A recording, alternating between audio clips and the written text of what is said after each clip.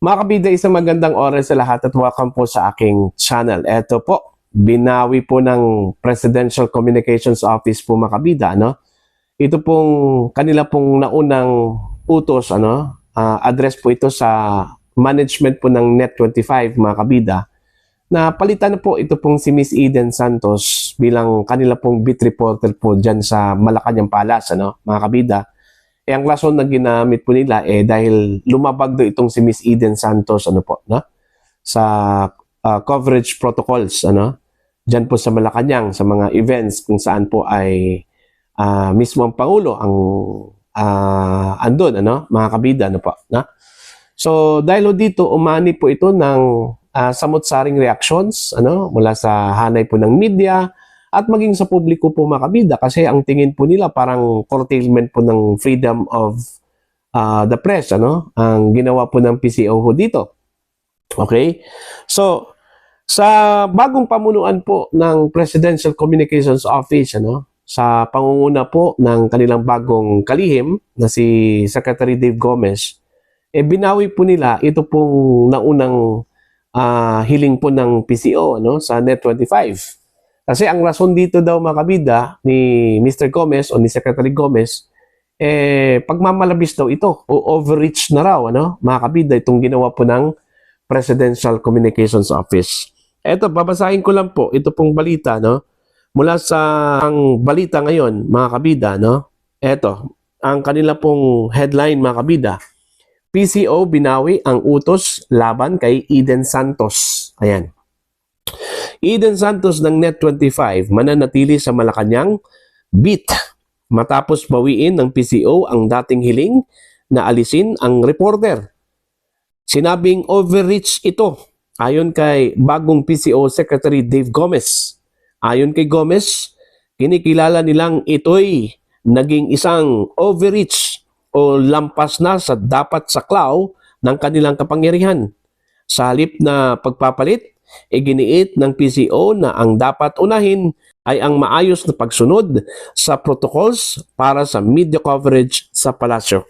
Ito yung sinabi po ni Gomez mo mga kabida, We are withdrawing the request. Pahayag pa ni Gomez, Matatandaang umani ng batikos mula sa media at publiko ang naunang panawagan para tanggalin si Santos na ikinabahala ng ilan bilang banta sa press freedom.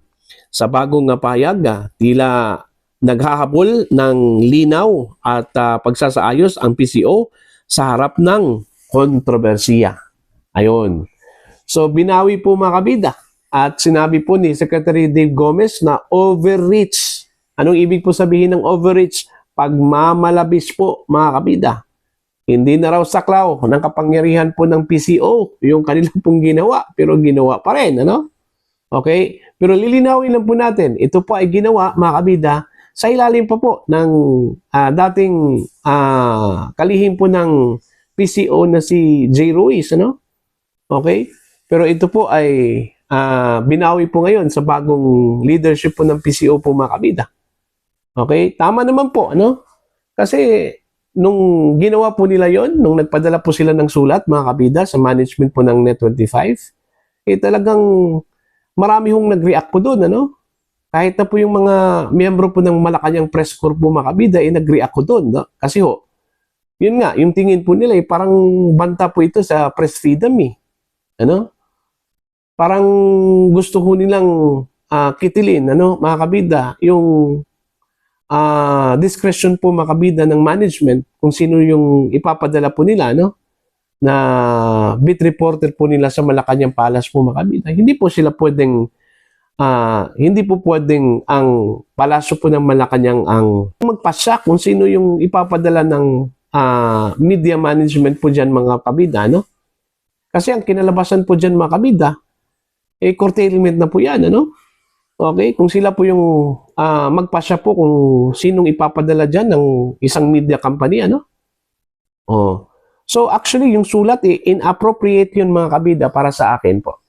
Okay? Buti na lang po, kinikilala po mga kabida, ng bagong pamunuan po ng PCO, yung importance po mga kabida, ng press freedom po. Kaya nga, tama yung impression po mga kabida, ano, ni Secretary Dave Gomez na pagmamalabis po itong ginawa po ng PCO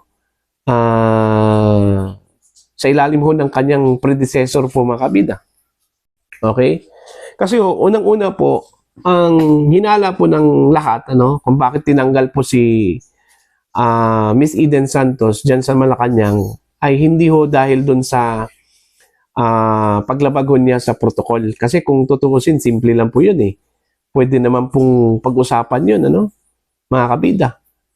Pwede naman pong pagsabihan si Miss Eden Santos na wag mo nang gawin yan next time, ano? At hindi ho kailangang tanggalin po mga kabida.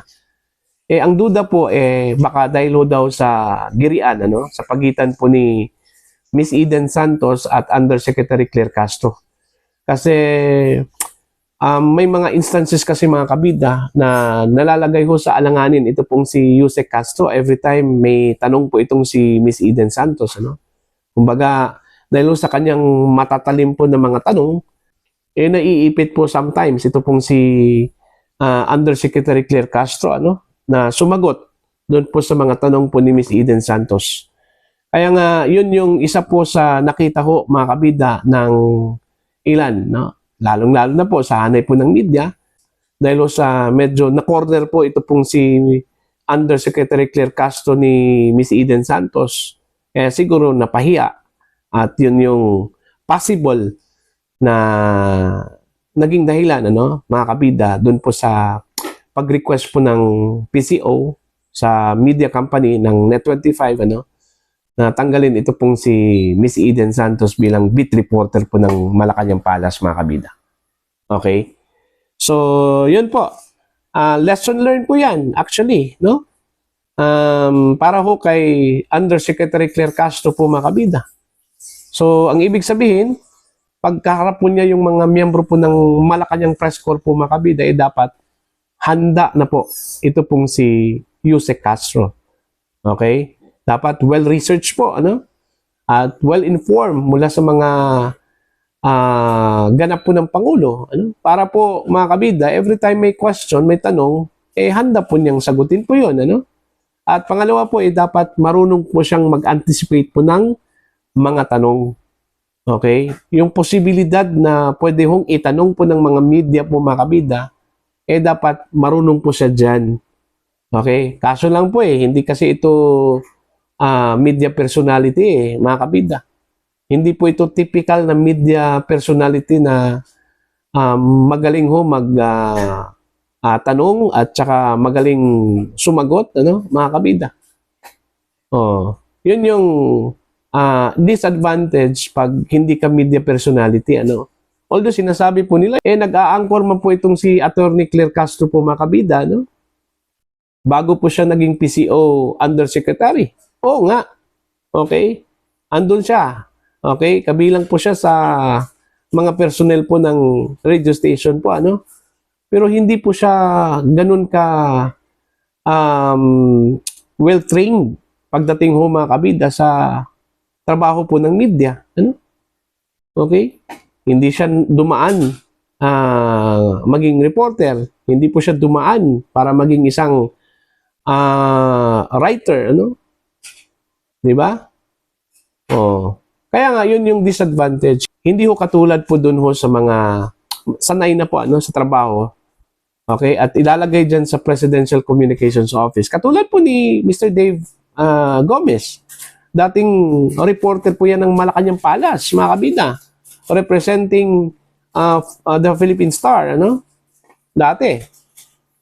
Yun yung mga ganun na dapat ilagay po dyan, ano? May alam sa mga kalakaran po, ano? Pagdating ho sa journalism po, mga kabida, ano po. So, yun. Dapat well-researched po itong si Undersecretary Claire Castro po, mga kabida, no?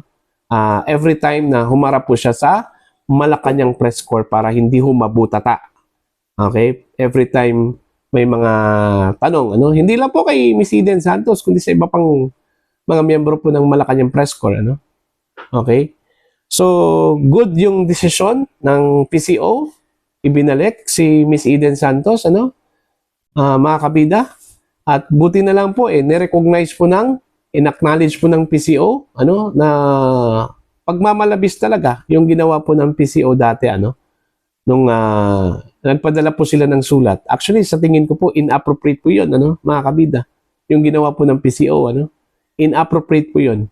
Yung pagpapadala po nila ng sulat, sa Net25 at hilingin yung pagpalit po kay Miss Eden Santos. Discretion kasi yan ng media company, hindi po sa PCO, Wala hong karapatan po ang PCO po makabida na mag-demand, Kung sinong ipapalit po dyan, kung sinong ilalagay at ipapadala bilang reporter po ng kumpanya, Okay? Dyan po sa Malacanang Palace. Okay? So, yun po. Para po sa inyo, ano po ang inyong tingin at pananaw ko dito mga kabida? Please comment down. Sa mga hindi pa po subscriber sa aking channel, please subscribe. Just click the subscribe button, click the notification bell, click all para updated po kayo mga kabida sa aking mga uploads. Maraming salamat po sa inyo lahat.